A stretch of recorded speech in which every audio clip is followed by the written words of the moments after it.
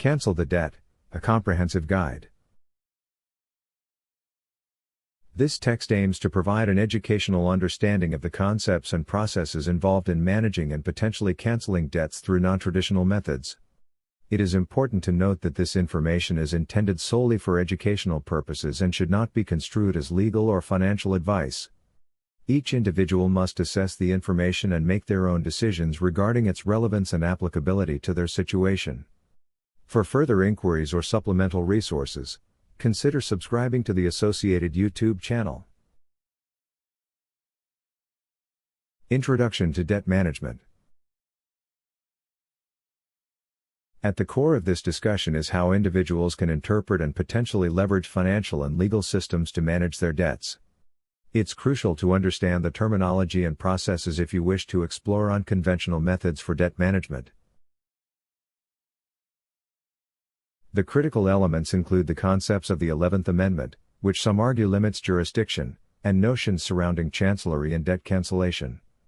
These ideas are often debated and require a comprehensive understanding before application.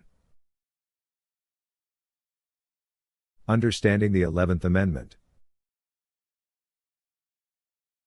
The 11th Amendment to the United States Constitution is cited in the discussion, which purportedly establishes limitations on the jurisdiction of federal courts over suits against states by citizens of other states or foreign nationals. Understanding this context forms a foundation for arguments about jurisdiction and personal sovereignty. Proponents of debt cancellation leverage the notion that jurisdictions operate as distinct entities. They assert that recognizing this legal framework can enable individuals to renounce access by such jurisdictions to their personal finances and responsibilities. The paperwork and procedures. Essential to this approach are various forms such as the 1099-C, which refers to cancellation of debt documents, and other associated IRS forms. Knowledge of these forms, including how and why they are used, is emphasized as key.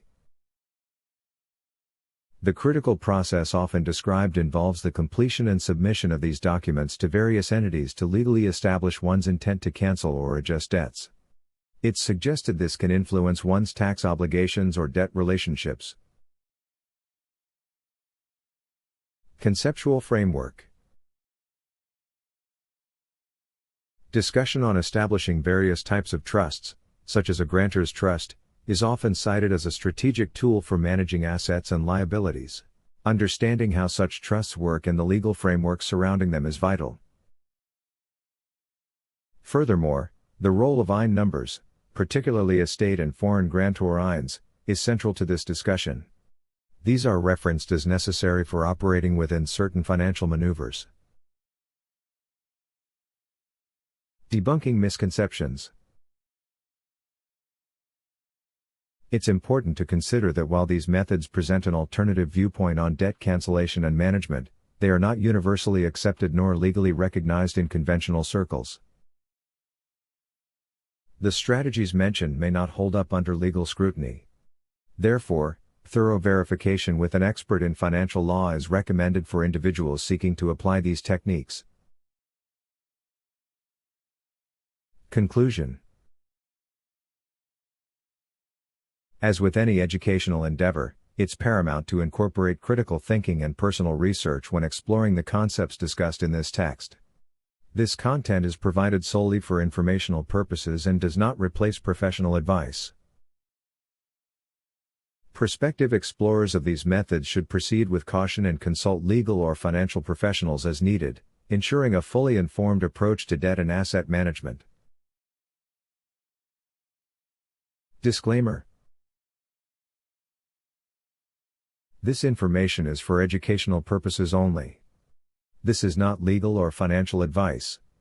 We offer this information as it is presented to us, we neither endorse nor discredit it.